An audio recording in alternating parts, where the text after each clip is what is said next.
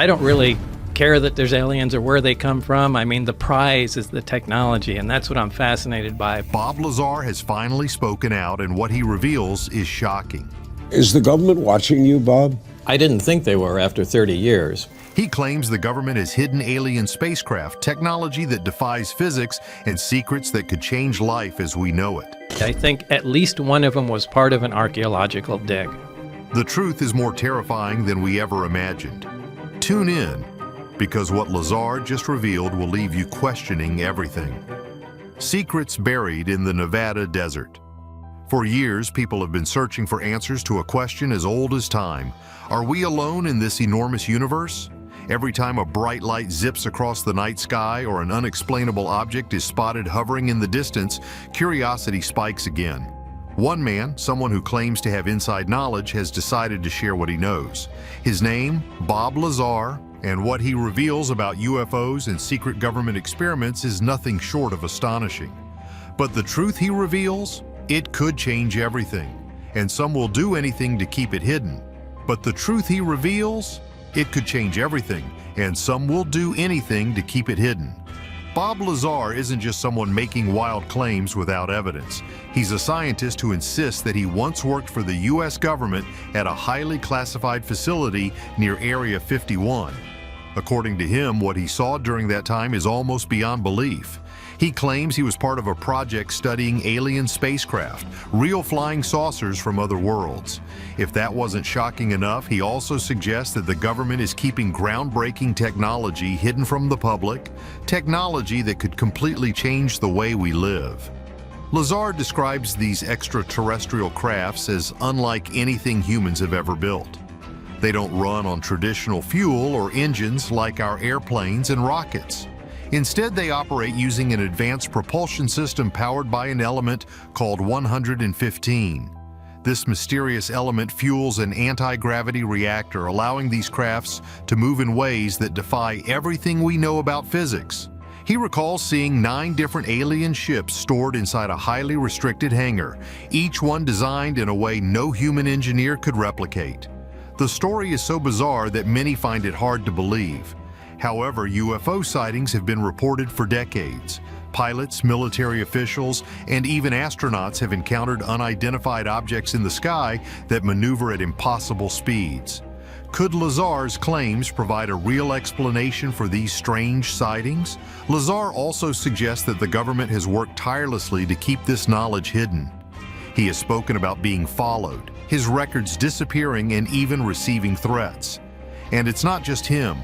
People who have tried to investigate these secrets often find themselves facing similar consequences. Why would officials go to such extreme lengths if there was nothing to hide? Year after year, more people report seeing mysterious flying objects that move faster than any known aircraft. Many of these sightings have been captured on video, analyzed by experts, and even acknowledged by government agencies. Still, skeptics attempt to explain them away, calling them illusions, weather balloons, or secret military tests. However, the fact remains, nobody has been able to provide a solid explanation for what they really are. Area 51 has always been shrouded in mystery. The government denied its existence for years, only confirming in 2013 that it is in fact a real base. But even then, they provided no information about what happens behind those heavily guarded fences. Many believe that hidden inside Area 51 are the wreckage of crashed UFOs, reverse-engineered alien technology, and perhaps even living extraterrestrials. Locals living near the base have reported eerie lights in the sky, unusual aircraft that move in ways that shouldn't be possible, and strange sounds in the middle of the night. Some say security around the area is more intense than anywhere else in the country, with hidden sensors tracking every movement. If nothing out of the ordinary is happening there, why all the secrecy? Over the years, the government has attempted to provide explanations for many of these mysterious encounters. Some officials claim that many sightings can be attributed to classified military projects. While this could explain some of the strange objects, it doesn't account for everything. Even former military personnel and intelligence officials have started questioning what's really going on. Lazar's claims became even more intriguing when reports surfaced about a raid on his business. Officials stated they were searching for dangerous substances, but UFO researchers believe they were actually looking for something much more significant: proof of element 115. If Lazar had a piece of this advanced material, it would confirm everything he has said, but whether he possesses such a sample remains unknown. The possibility that the government is hiding alien technology is both thrilling and unsettling.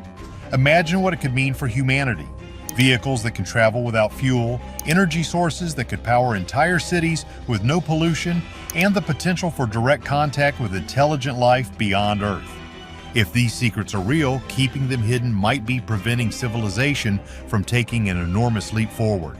Some argue that disclosing the truth about extraterrestrial life would lead to widespread panic.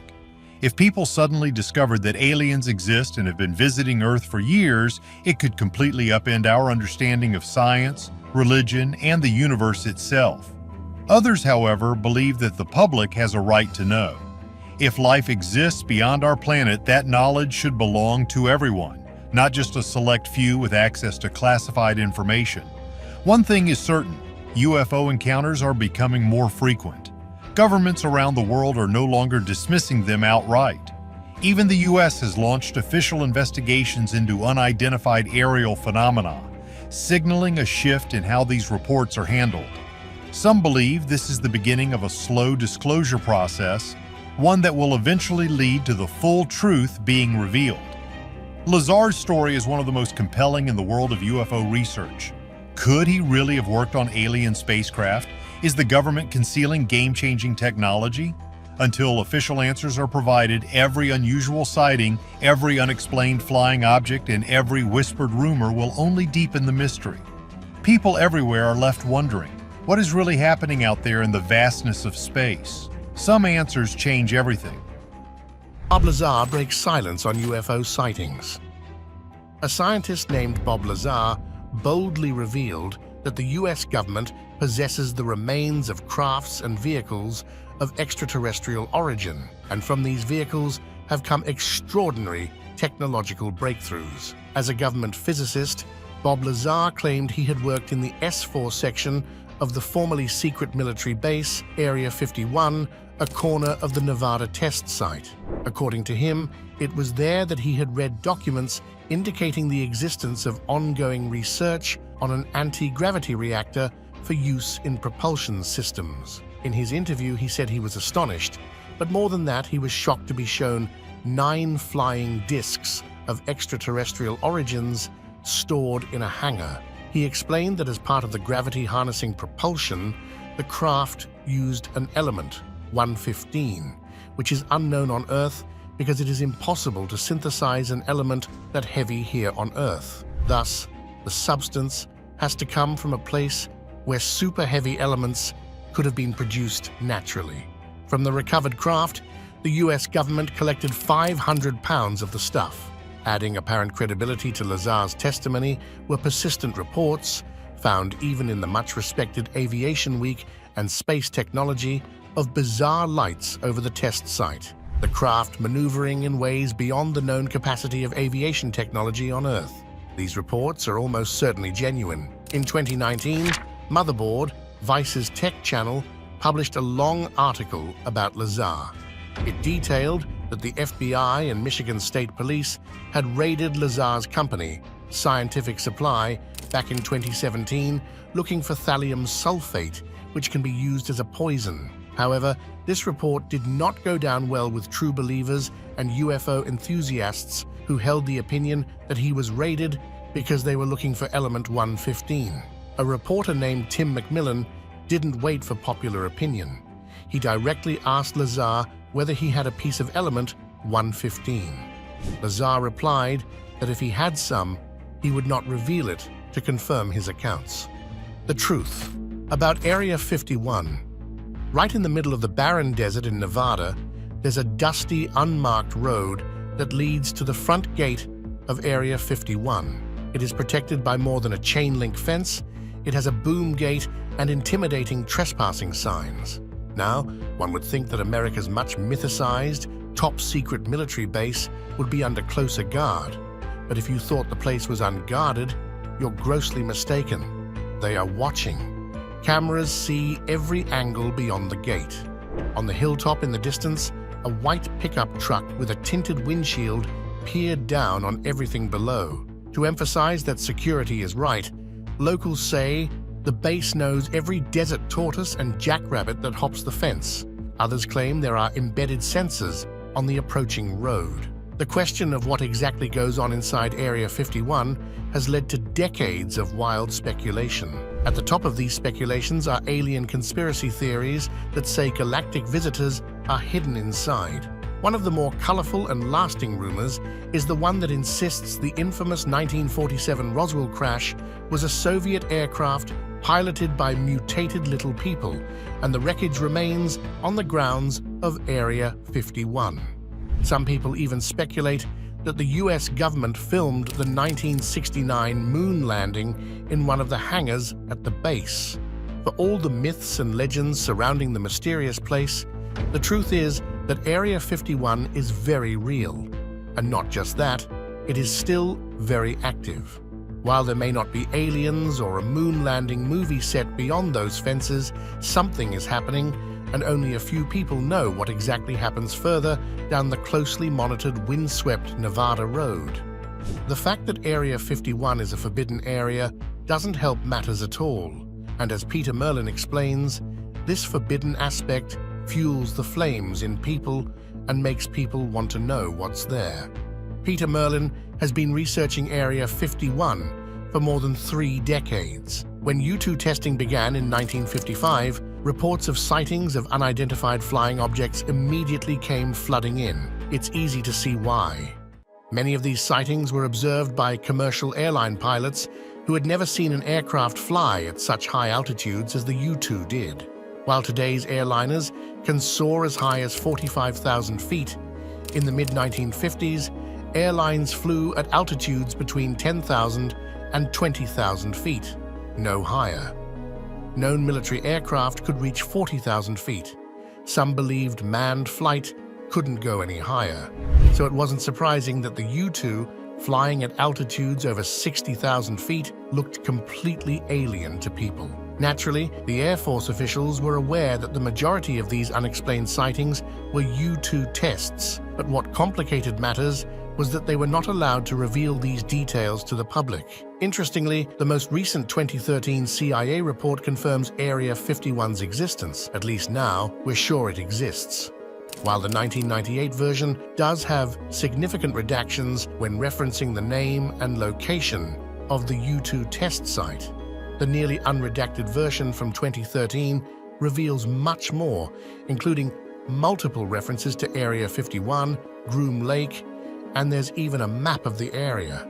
But even with all these explanations, the alien conspiracies gained more ground in 1989, when Bob Lazar claimed in an interview on Las Vegas local news that he'd seen aliens. And not only did he see the aliens, he had helped to reverse engineer alien spacecraft while working at the base. Unsurprisingly, many people, especially skeptics of UFOs, have disregarded this as fiction, and to some extent are even offended at the notion, including Peter Merlin, who has spent years talking with former Area 51 engineers and employees, angered by all the fuss about it. How did Lazar's explanation become so popular?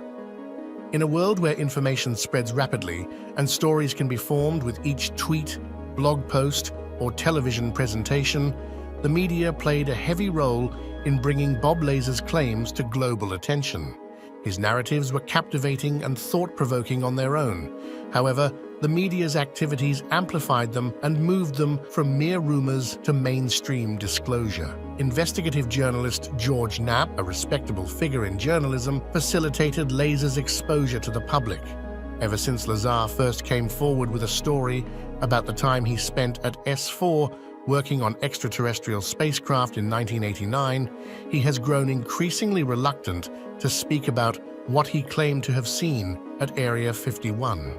Corbell's new film is the first major interview Lazar has given about his beliefs regarding extraterrestrial technology on Earth in nearly 30 years. In May of 1989, Lazar interviewed an anonymous person named Dennis with Las Vegas-based reporter George Knapp. In the interview, which is also included in Corbell's film, along with a lot of other archival footage from Lazar's time in the international spotlight. Lazar describes how he had worked on the propulsion systems for 9 flying saucers of extraterrestrial origin in possession of the US military. At that time, Lazar claimed that he came forward with information about extraterrestrial technology in the government's possession simply because he believed it was a crime against the American people and scientific community to keep such information a secret. Shortly after his first interview, Lazar became bolder and broke his anonymity. He did several other interviews about his time at Area 51, but this time under his name. These were broadcast around the globe, and in no time at all, the top-secret military base was turned into a pilgrimage destination for UFO believers. As Knapp says in the film, Lazar had put Area 51 on the map.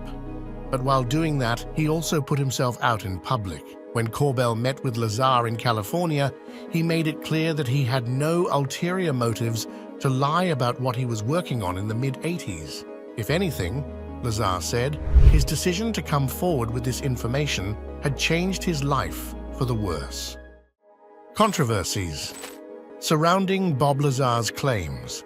Lazar claims to have obtained a master's degree in physics from the Massachusetts Institute of Technology and another in electronics from the California Institute of Technology. However, both universities denied having any record of him.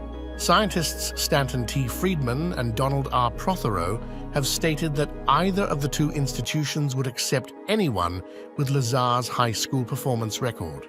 When questioned, it was found that Lazar could not supply the names of any of his lecturers or fellow students from his time spent at MIT or Caltech.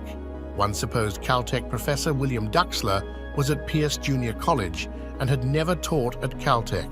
Friedman asserted that it was quite obvious that if one can go to MIT, one doesn't go to Pierce. Lazar was at Pierce at the same time he was supposedly at MIT, and the two institutions have more than 2,500 miles between them. Lazar also claims to be a physicist and that he worked as such during his tenure at the Los Alamos Meson Physics Facility. A local journalist who interviewed Lazar about his interest in jet-powered cars in 1982 echoed this assertion. Some media outlets have since given him the name physicist. The inquiry was made into Lazar's position at the facility. However, it was revealed that his role was as a technician for a contractor firm, and that he worked neither as a physicist nor for Los Alamos. The laboratory has no records on Lazar, whom Prothero states were. The Smithsonian and various mainstream news outlets have stated that his physicist designation is in fact self-proclaimed. Since 1989, Lazar has achieved public popularity as an Area 51 conspiracy theorist.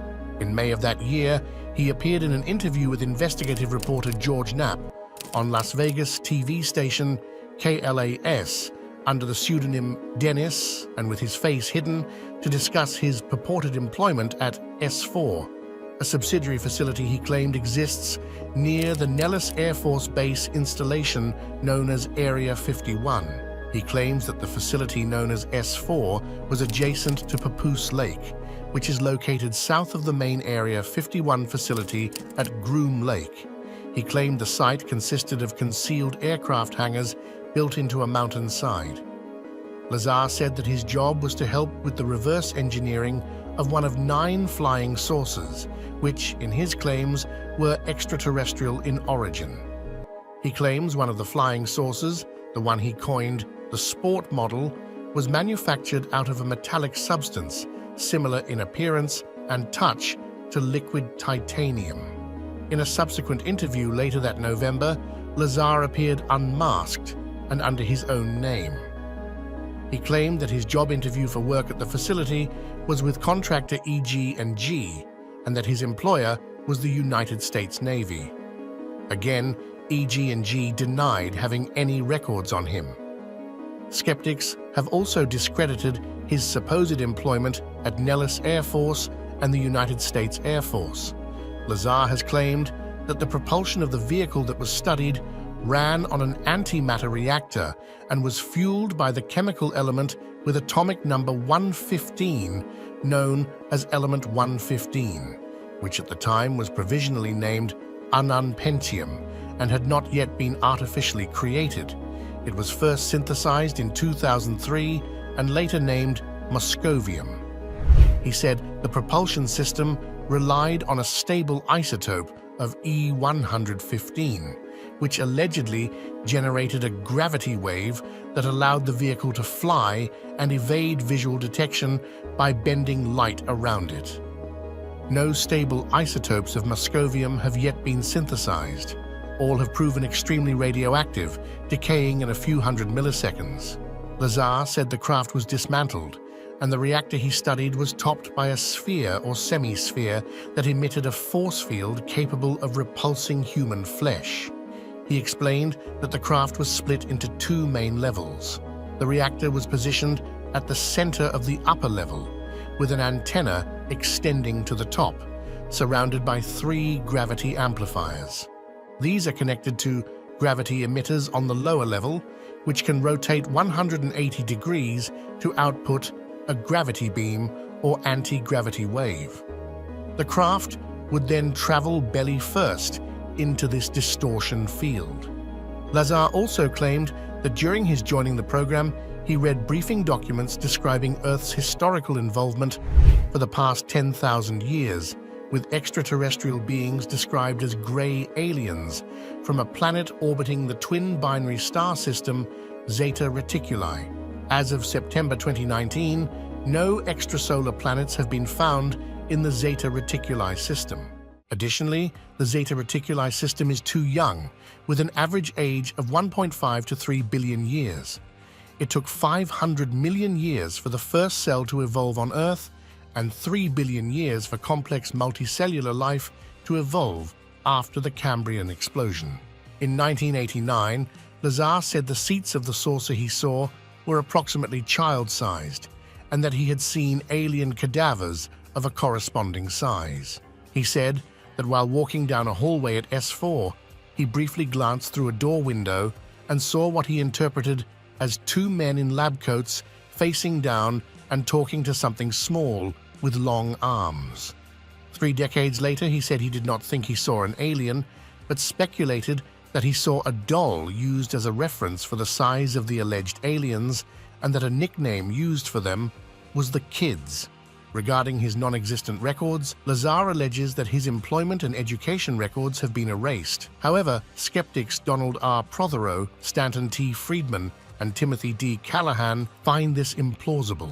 His story has drawn significant media attention, controversy, supporters, and detractors. Lazar has no evidence of alien life or technology. In 2017, Lazar's workplace was raided by both the FBI and the local police, and according to Lazar, the raid was to recover element 115, a substance he says he took from a government lab. Records obtained through a Freedom of Information request show the raid was part of a murder investigation to determine whether his company sold a substance called thallium to a murder suspect in Michigan, although Lazar was not listed as a suspect in the investigation. The connection between element 115 and UFOs? Jacqueline Gates, a scientist with the Heavy Elements Group in the Nuclear Science Division for Berkeley Lab in California, explained that element 115, also known as moscovium, is a man-made super-heavy element with 115 protons in its nucleus, hence the name. As with all elements on the periodic table, the element's number corresponds to the number of protons in the nucleus of the element's atom. That is 23 more protons than uranium, the heaviest element found in large quantities on Earth. Gates said that element 115 is an extremely rare element made one atom at a time in particle accelerators. It exists for just a fraction of a second before it decays into another element. Although the substance was only discovered in 2003, its name may sound very familiar because it has been associated with UFOs, aliens, and other related extraterrestrial phenomena for decades. Remember that Lazar claimed to be a former employee at Area 51, the famous and highly classified area of the Nevada Test and Training Range operated by the United States Air Force, where his job had been to reverse engineer crashed alien flying saucers. He also said, without mincing words, that he'd personally worked with Element 115, which was used to pilot alien spacecraft. Lazar said he'd seen evidence of anti-gravity propulsion technologies, and 9 alien spacecraft were stored in a hangar at Area 51. Those spaceships ostensibly used a propulsion system that harnessed the inherent power of gravity and thus utilized the physical properties of Element 115 to work their technological wonder. It is common knowledge that the government doesn't confirm the employment of anyone who has worked at Area 51. The area is confidential for a reason. As some sources have pointed out, the gist of Lazar's claims has never been thoroughly disproved. Yet the very basic and fundamental science still contradicts his claims. According to Gates, there is no connection between the discovery of Element 115 and Bob Lazar's claims. All the created atoms of Element 115 have decayed way too fast to be used to fuel UFOs. So instead of the excitement of seeing little green or blue men and incredible spacecraft, we're left with real, tangible science. For the people who are immersed in these advances daily, that's more than enough. After all, moscovium is an amazing element. According to Gates's explanation, it is a sign that we're pushing the boundaries of what we know about the universe. She further said that Element 115 is special because it can be made easier than lighter elements like Element 112 or Element 113. Typically, as scientists add more protons, it becomes harder to make a new element. This trend is broken around Element 115. Due to this, they have been able to make over 100 atoms of Element 115 and begin to understand its nuclear and chemical properties. The whistleblower adds credibility to Lazar's claims. David Grush came out and said, "We are not alone, and American authorities are covering up the evidence that can prove this claim and put an end to the ongoing debate about the existence of aliens." David Grush, a former National Reconnaissance Officer for the Pentagon's task force who led the analysis of unidentified flying objects, testified that he believes the government has UFOs and the remains of their non-human operators. He was one of 3 witnesses who testified before a House subcommittee on national security, border, and foreign affairs hearing titled Unidentified Anomalous Phenomena: Implications on National Security, Public Safety, and Government Transparency. UFOs are now also known as UAPs. Grush said he was asked in 2019 by the head of a government task force on UAPs to identify all highly classified programs relating to the task force's mission. He said his role in the government was to investigate what the military, defense, and other agencies knew about aliens and alien craft, but he was prevented from accessing secret government UAP programs. In 2022, Mr. Grush filed a whistleblower complaint and told the hearing that he had suffered retaliation for doing so. He said his allegations had hurt him professionally and personally. He confirmed to the committee that he knew other people who had been harmed or injured as a result of the government's efforts to conceal information about UFOs. When he was pressed for details during the hearing, Mr. Grush repeatedly said that he could not comment publicly about the information because it was classified. He refused to comment on whether the US government had made contact with intelligent extraterrestrials or whether the Pentagon had obtained the bodies of crashed UFO pilots. But Mr. Grush did tell the congressional hearing that the US possessed a very large spacecraft of unknown origin and that he had personally witnessed very disturbing activity forms of alien technology or beings on humans. He said the US government is hiding information on UFOs not only from the public but also from Congress, and he personally interviewed people with direct knowledge of non-human craft.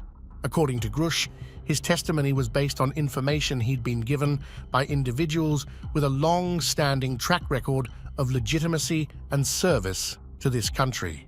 Many of these individuals also shared compelling evidence in the form of photography, official documentation, and classified oral testimony.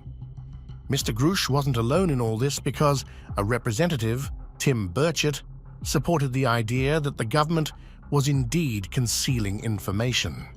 At the opening of the hearing, which also featured testimony from 2 former Navy officers who said they witnessed UFOs, Tim said they were going to uncover the cover-up.